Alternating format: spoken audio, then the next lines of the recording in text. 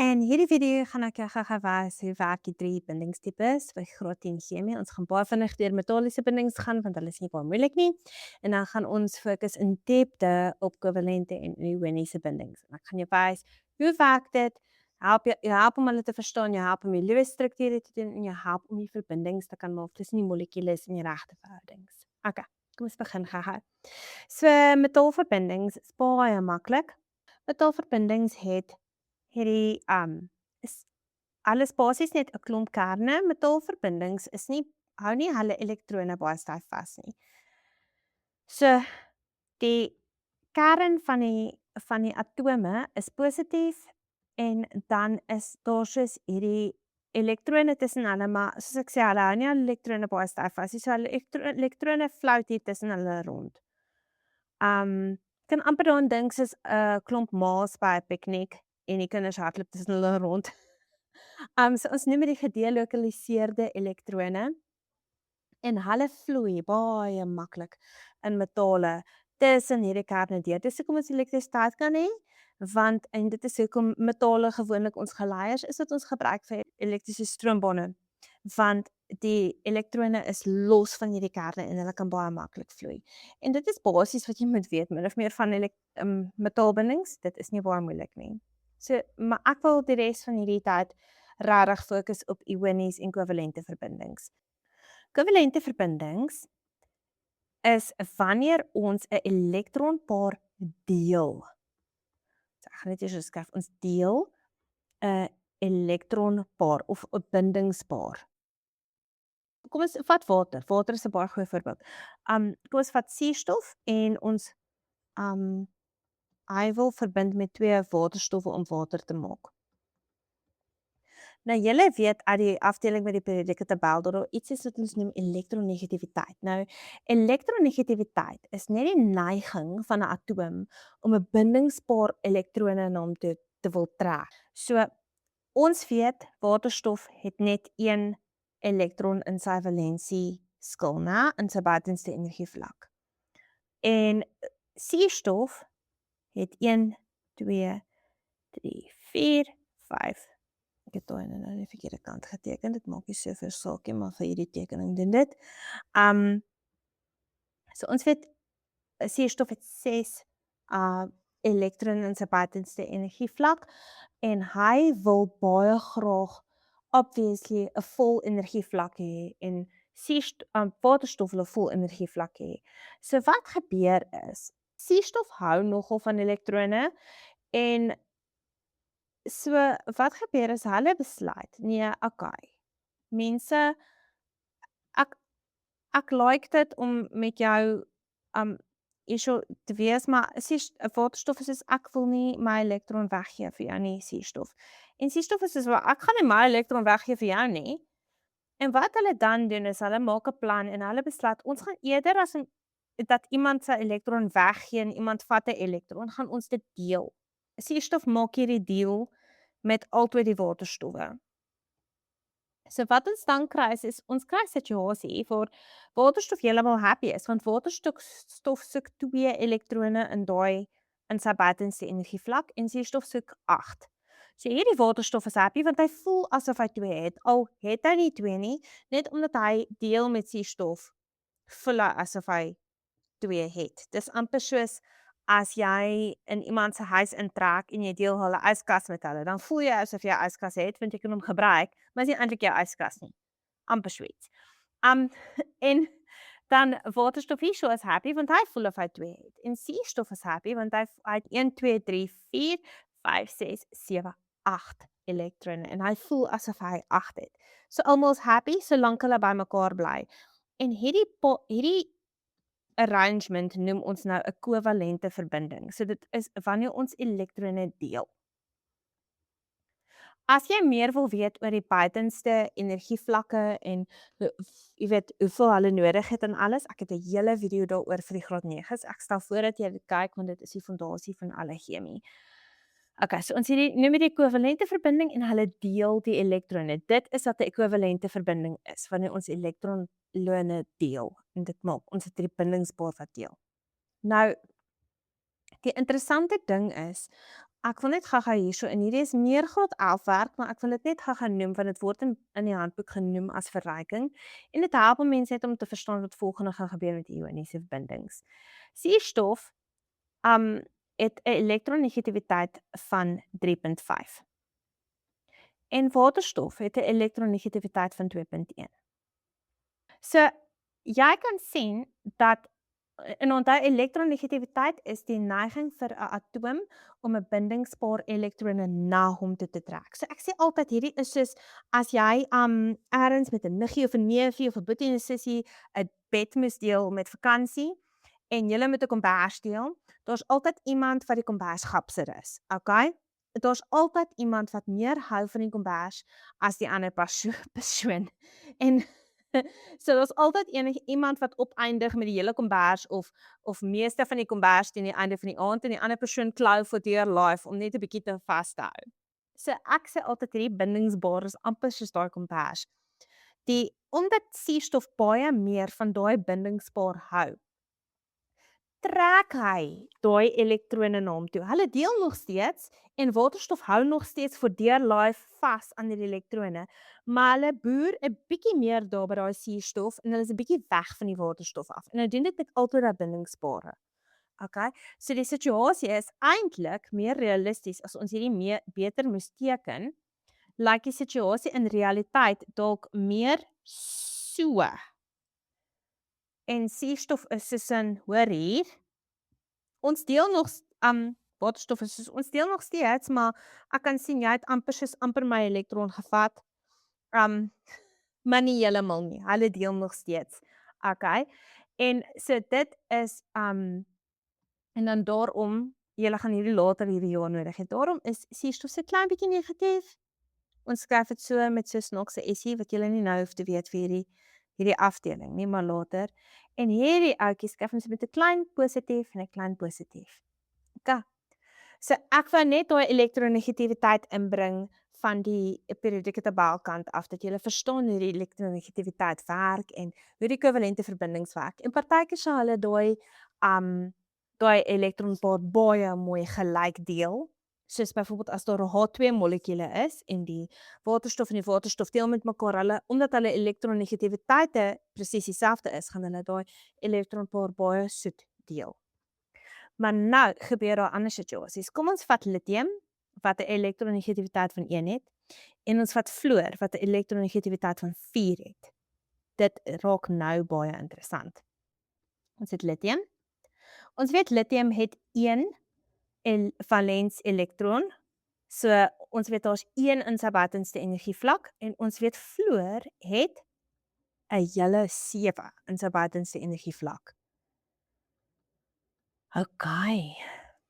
En so wat nou gebeur is, wanneer hierdie twee probeer verbind, nou kom lithium en hy sê kom ons maak vir nou 'n ekwivalente verbinding. Hulle maak nie 'n ekwivalente verbinding nie, julle gaan nou sien hoekom. So lithium hou van daai bindingspaar soos 'n 1. Sy elektronegativiteit is 1 en fluor is mal oor elektron. Nee, hy wil daai bindingspaar so graag hê. So julle kan nou al sien wat gaan gebeur, né? Hierdie is een van daai situasies waar mense 'n kombers deel, maar die een persoon wil dit baie graag hê en die ander persoon wil dit glad nie graag hê nie. En wat gaan gebeur? Hy gaan daai hele kombers vat, hoeps, vir homself. So wat gaan gebeur is omdat die verskil in hoeveel graag hulle hierdie elektronbindingspaar by hulle wil hê, so groot is. Fluor is soos ek soek dit. En lithium is soos nee, ek gee nie regtig om nie. En wat dan gebeur is fluor gaps heeltemal daai elektron by lithium. En wat ons kry hierso is 'n situasie waar lithium heeltemal sy elektron verloor. Ons weet lithium het 3 protone. En ons weet hy het 2 elektrone op die eerste energievlak en hy het hierdie een gehad op die tweede energievlak, maar nou het hy hom nie meer nie. So nou sit hy met 'n surplus proton. Hy sit met 'n ekstra proton en nou is hy 1 positief of net positief. Okay? En die fluor, hy gaps daai elektron van lithium af. So ons gaan nou net lithium se elektron teken as 'n kruisie hier sodat jy kan sien. Fluor het heeltemal lithium se elektron by hom gesteel. En omdat fluor nou 'n ekstra elektron het, gaan hy nie meer neutraal wees nie. Hy het nou een meer elektron as wat hy protone het, so hy gaan een negatief word. En met 'n Lewis struktuur skryf ons daai so. En dit noem ons 'n ioniese verbinding. Want nou, hierdie twee kan nog steeds 'n verbinding tussen hulle vorm, maar dit is nie omdat hulle 'n elektronpaar deel nie. Hulle deel nie enige elektrone nie, maar lithium is positief, fluor is negatief, so hulle is soos, okay, ons kan nog steeds vasklik aan mekaar soos twee magnete, want ons is positief en negatief gelaai. En dit noem ons 'n ioniese verbinding. Nou jy sal sien dat ekwivalente verbindings gewoonlik gebeur tussen nie-metale, soos nie-metaal plus nie-metaal.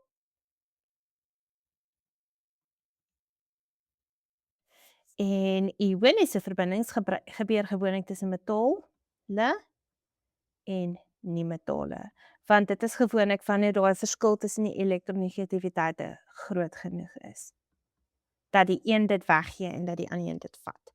En dit is hoe ons daai doen. So julle moet dit onthou asseblief, aan die Lewis strukture teken, jy maak 'n kruisie vir die een tipe element en jy maak 'n kolletjie vir die ander tipe element, en as daar 'n bindingspaar is vir ekwivalent, dan gaan jy hulle net naby mekaar teken. So kom ons doen koolstof. Koolstof gaan in die middel, koolstofdioksied, daai gaan daar. Ons weet koolstof het 4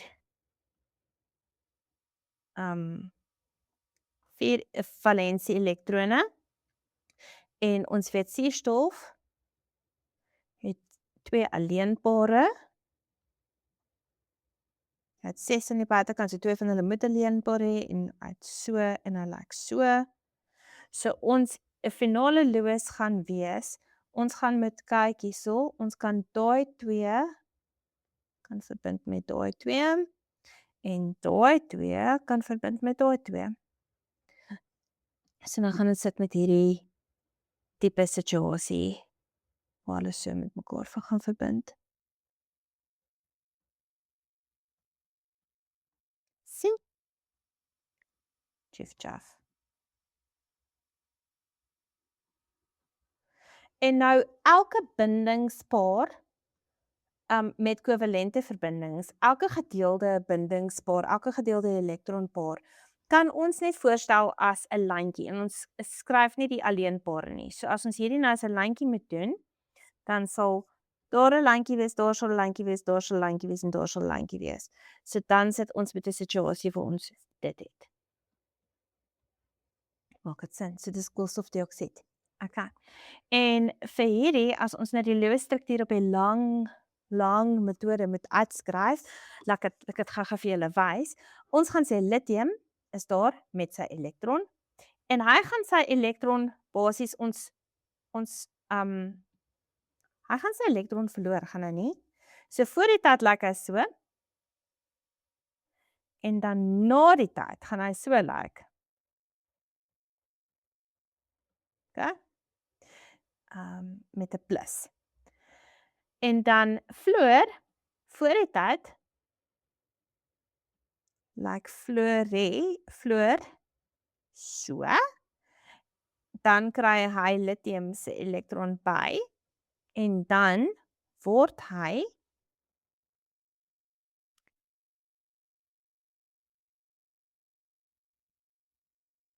dit vat 'n rukkie met dit te teken, dan word hy fluoried.